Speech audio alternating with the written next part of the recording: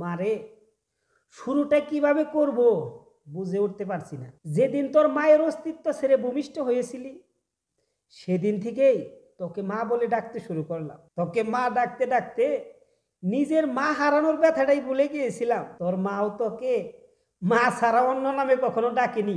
বিদ্যালয়ে প্রথম যেদিন শিক্ষক তোর নাম জিজ্ঞাসা করেছিল, তোকে মা ডাকতে ডাকতে তোর ডাক নামটাই ভুলে গিয়েছিলাম। আর তোর নাম না বলতে পারায় সকলে আমাকে নিয়ে হাসাহাসি করছিল। তাই তো চিঠির উপরে তোর নামের জায়গায় মা লিখলাম।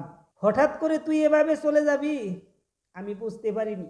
ছেলেটি যেদিন ব্যাগ হাতে নিয়ে বাহিরে দাঁড়িয়ে আছিল, তোর জন্য অপেক্ষা করছিল কখন তুই দরজা খুলে বাহিরে যাবি। আর আমি তখন ঘরে বসে আল্লাহর কাছে প্রার্থনা করছিলাম, আর কতটা ভালোবাসলে তুই আমাদের ছেড়ে যাবি না।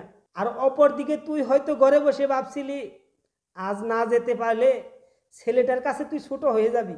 আর আমি ভাবছিলাম তুই চলে গেলে সমস্ত পিতৃ জাতির কাছে আমি কিভাবে মুখ দেখাবো।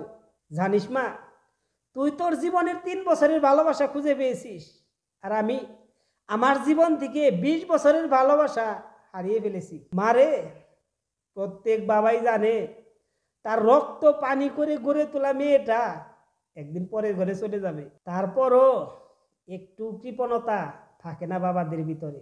বাবার ভালোবাসা শামুকের খোলসের মতো। বাবাদের বাহিরটা শক্ত হলেও ভিতরটা তুলার মতো নরম হয়ে থাকে। বাবারা সন্তানকে কতটা ভালোবাসে তা বোঝাতে পারে না, তবে অনেকটা ভালোবেসে থাকে। জানি মা, আমার এই লেখা পড়ে তোর হয়তো খারাপ লাগতে পারে। তোরা তো যৌবনে পা রাখার সাথে সাথেই চোখ, কান, নাক, মুখ এগুলা বিবেচনা করে প্রেমে পড়িস। কিন্তু যেদিন জানতে পারলাম তুই তোর মায়ের গর্ভে অবস্থান করছিস, সেদিন বুঝতে চাইনি তুই কালা হবি না ফর্সা হবি, ল্যাংড়া হবি না বুবা হবি।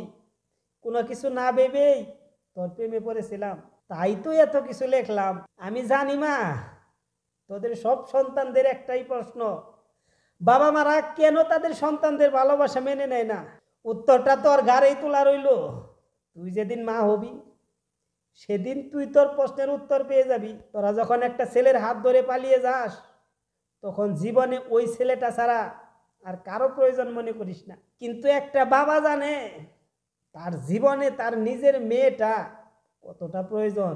যেদিন তোর মাকে তোর নানুর হাত থেকে গ্রহণ করেছিলাম, সেদিনই মনে মনে প্রতিজ্ঞা করেছিলাম যে যদি আমার মেয়ে হয়, আমার নিজের হাতে আমার মেয়েটাকে তার স্বামীর হাতে তুলে দিব। তবে এই দায়িত্ব শেষ করে নিজেকে হালকা করব। তাই তো এত অভিমান। মারে, বাবার উপর রাগ করিস না। তোরা যদি অল্প দিনের ভালোবাসার জন্য ঘর ছেড়ে পালিয়ে যেতে পারিস, তবে আমরা 20 বছরের ভালোবাসার জন্য বেপরোয়া হব না কেন? বাবারা মেয়ে সন্তান জন্ম দেওয়ার পর থেকেই চিন্তা করতে থাকে নিজের মেয়েটাকে সুপুত্রের হাতে তুলে দিতে পারবো তো।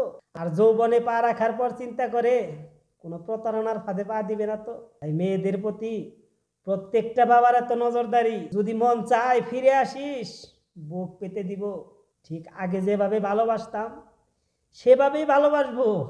অপেক্ষায় রইলাম।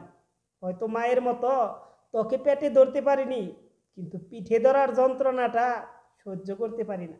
খুব কষ্ট হচ্ছে রে মা, খুব কষ্ট হচ্ছে। এই ভিডিওটি দেখে যদি একটি ছেলে এবং মেয়ে তাদের সিদ্ধান্ত থেকে ফিরে আসে তাহলে খারাপ কি। তাই ভিডিওটি শেয়ার করার অনুরোধ রইল। আসসালামু আলাইকুম।